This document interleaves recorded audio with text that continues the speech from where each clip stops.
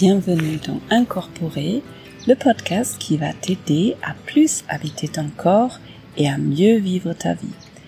Je m'appelle Olivia Chival, je suis médecin dans mon quotidien, mais ici dans le podcast, il ne s'agit pas d'une thérapie et je ne délivre pas de conseils médicaux. Ici, dans le podcast, j'ai envie de te partager les apprentissages que j'ai eus, les trésors que j'ai trouvés sur mon propre chemin, et j'ai envie de rendre accessible tout ce qui existe, qui m'a aidé pour aller mieux et surtout pour être la personne maintenant que je suis, et en espérant que c'est de l'inspiration pour toi, pour aller mieux aussi, toi, dans ta vie. Bienvenue dans ce nouvel épisode solo, et tu t'es peut-être rendu compte qu'il y a quelque chose qui est un peu différent aujourd'hui. J'avais envie de t'amener dans un de mes délires, parce que ça m'arrive assez souvent de me perdre dans l'émerveillement, et je me suis dit, tiens, si je faisais un épisode un peu à part, donc je n'ai aucune idée ce que ça va donner. Si ça se trouve, tu vas pouvoir ressentir un peu quelque chose de ce que moi je ressentis quand je m'émerveille. Si ça se trouve, ça va pas du tout te parler et tout est ok, tout est bienvenu. Si ça te parle pas, eh bien, juste arrête cet épisode et reprends peut-être avec un autre. Et ce qui est différent aujourd'hui, c'est que je ne suis pas dans une pièce comme je le suis habituellement quand j'enregistre les épisodes. Je suis en pleine nature, dans un champ avec plein de fleurs, avec des insectes, avec une rivière que tu entends peut-être dans le fond. À vrai dire, j'ai aucune idée ce que tu entends ou pas, parce que c'est la première fois que je fais un épisode à l'extérieur. Il y a plein d'oiseaux, il y a le soleil qui brille, il y a le ciel qui est bleu, c'est tout simplement magique. Et en fait, ça m'arrive assez souvent de bugger sur quelque chose, par exemple sur un animal, et de me laisser aller dans les détails de tout ce que je trouve tellement incroyable sur cette terre, dans la nature, dans cette vie. Et ça m'aide en fait à prendre la distance et à tout simplement me plonger et baigner dans un sentiment de gratitude et de me connecter à quelque chose qui est bien plus grand que mes propres problèmes, mon ego, tout ce qui prend souvent beaucoup trop de place et qui me déconnecte de la beauté dans cette vie.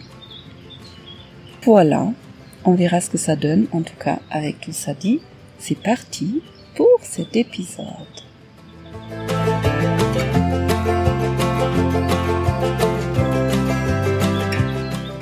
Alors, l'invitation, c'est que tu te laisses porter par mes mots et que tu vois ce que ça fait en toi.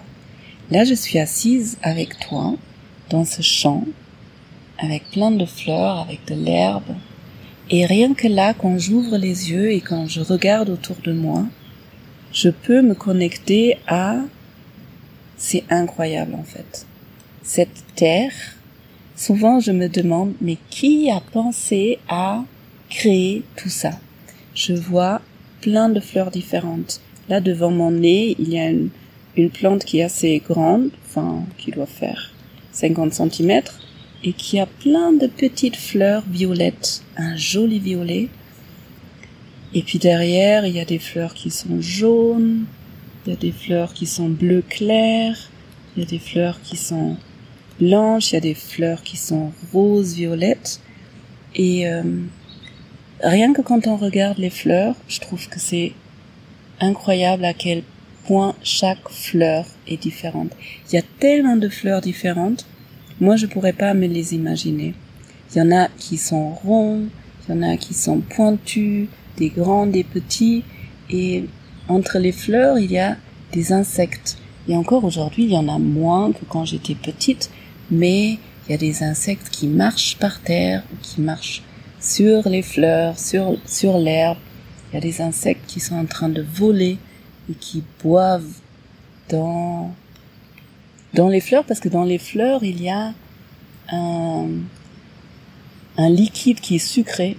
Ça aussi, c'est assez incroyable. Et là, je vois des toutes petites fleurs qui sont blanches. Et puis, il y a les fleurs, il y a les animaux. Si je commence à réfléchir aux animaux, là, par exemple, il y a les oiseaux. Ce matin, j'ai été réveillée par les oiseaux qui chantaient, qui parlaient. J'ai aucune idée de ce qu'ils se racontent parce que je comprends rien. Mais quand je m'imagine ces différents oiseaux, il y en a qui sont grands, il y en a qui sont petits, il y en a qui chantent tout le temps, comme s'ils étaient surexcités. Il y en a qui chantent de temps en temps, qui font des jolis chants. Et des fois, je me demande, mais est-ce que déjà dans une, dans une espèce, ils doivent se comprendre, mais qu'est-ce qu'ils se racontent? Et puis, entre les différentes espèces, est-ce que ça communique? Est-ce que ça se dérange? Et puis, Pierre, souvent, il me dit, mais Olivia, les animaux, ça fonctionne pas comme les êtres humains. Mais ça fonctionne quand même d'une certaine façon. Et puis, les oiseaux, il y en a tellement, au moins, autant que les fleurs, de différents, avec des couleurs différentes. Il y en a qui marchent, il y en a qui nagent. Puis, j'arrive sur les pingouins. Non, mais l'idée de créer un pingouin, vous vous rendez compte? C'est une sorte d'oiseau.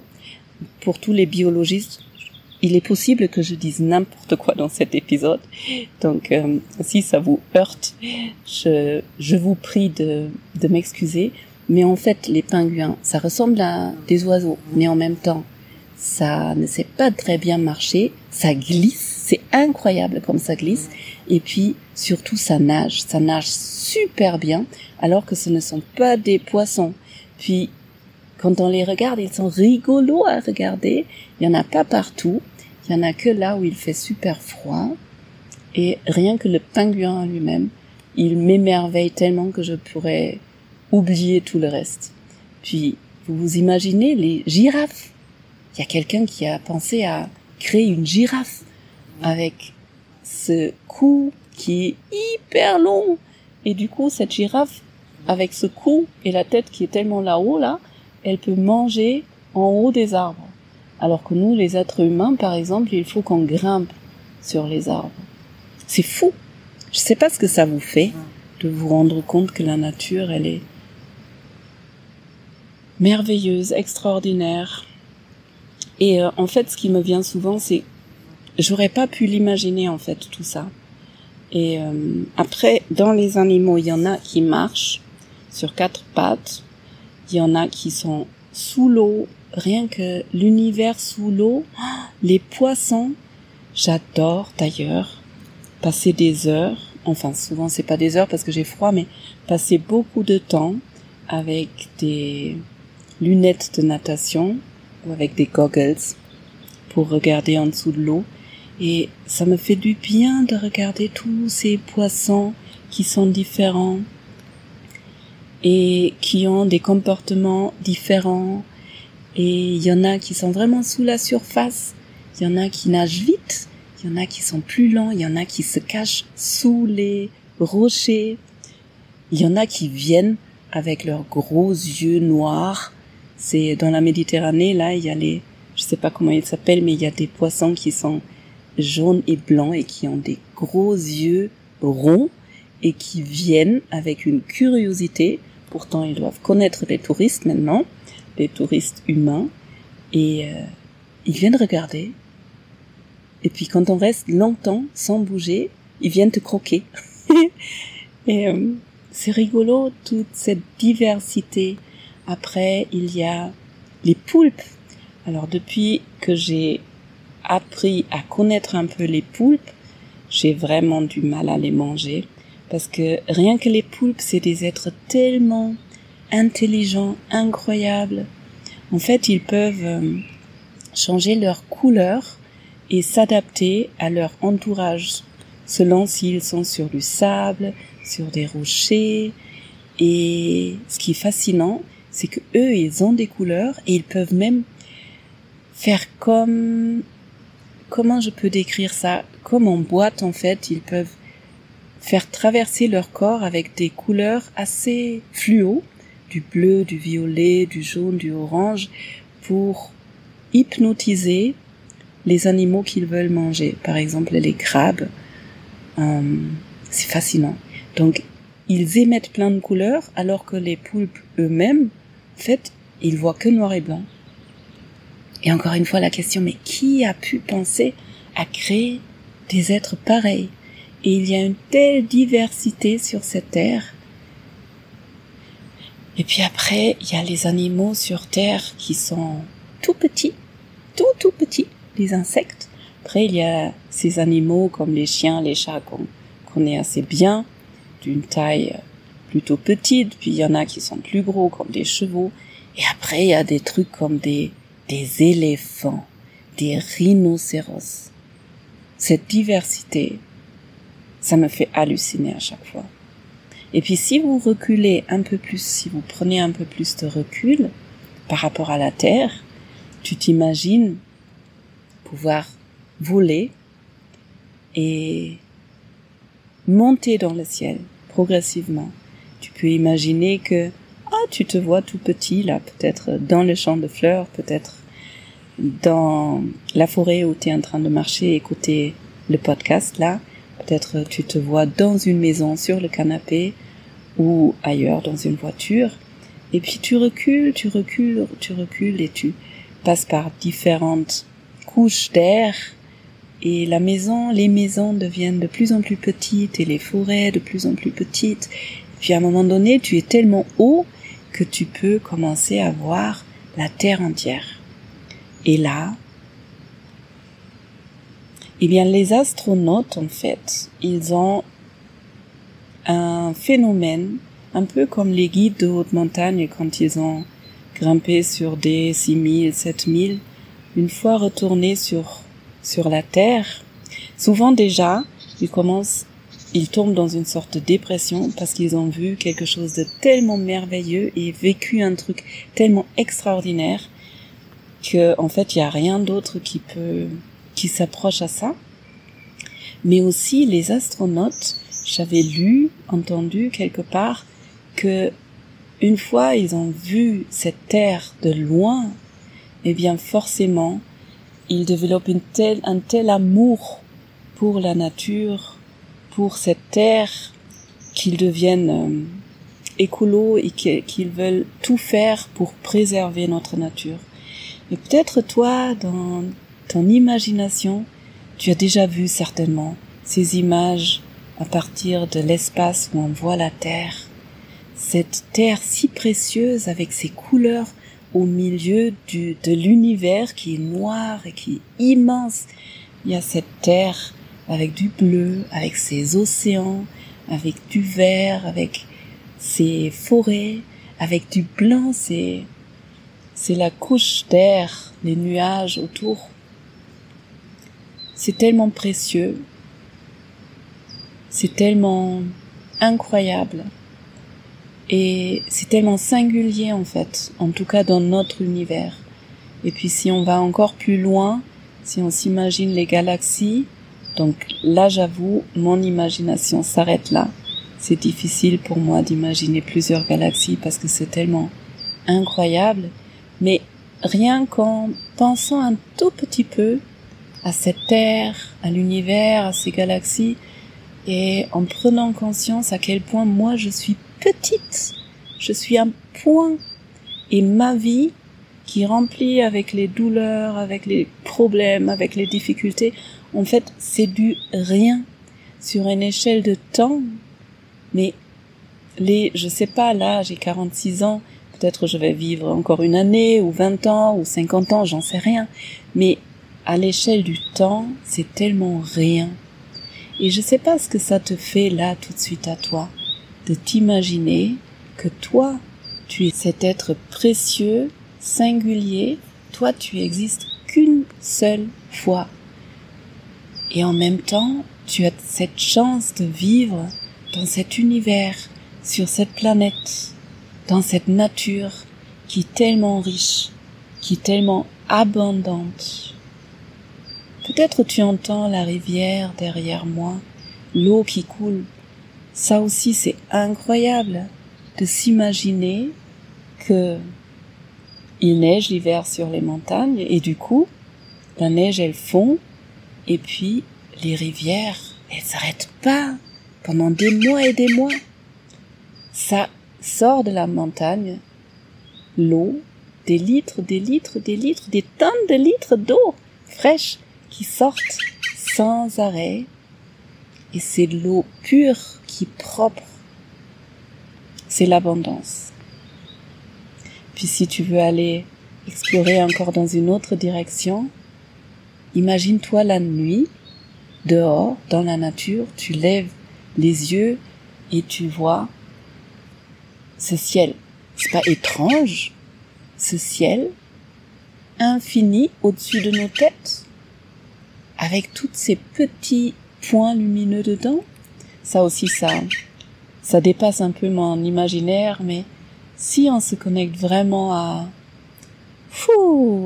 c'est incroyable. Il y a ce firmament et il y a ce ciel qui n'a pas de limite en fait. En tout cas, moi je n'en vois pas et je peux pas l'imaginer. C'est des kilomètres où je peux regarder, je vois rien. Et je vois ces points lumineux qui sont des étoiles et qui sont tellement loin que au moment où je vois la lumière, la plupart n'existent déjà plus. Et du coup, quand je m'imagine tout ça, la sensation que j'ai, c'est un peu presque comme si ma tête, elle est en expansion, presque comme si elle éclate tellement. Ça fait une gymnastique d'imaginer tout ça.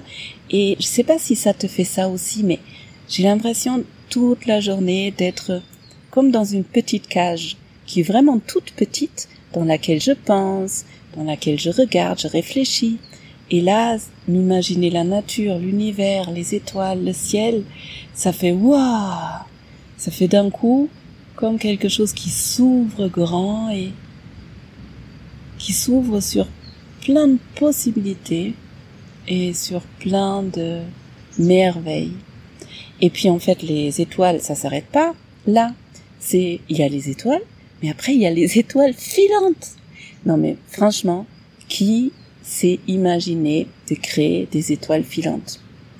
Des fois je me dis, il y a une sorte de Dieu ou quelque chose comme ça qui s'est dit, mais comment je peux faire plaisir à l'être humain? Ah tiens, je vais lui mettre des étoiles qui filent sur le ciel. Il va trouver ça rigolo. Et peut-être les êtres humains vont pouvoir se dire, ah, chaque fois je vois une étoile filante, comme c'est un truc magique et rare, eh bien ils vont pouvoir faire des vœux. Et du coup, l'être humain va pouvoir croire à plus de possibilités de ce qu'il voit dans son quotidien. Les étoiles filantes.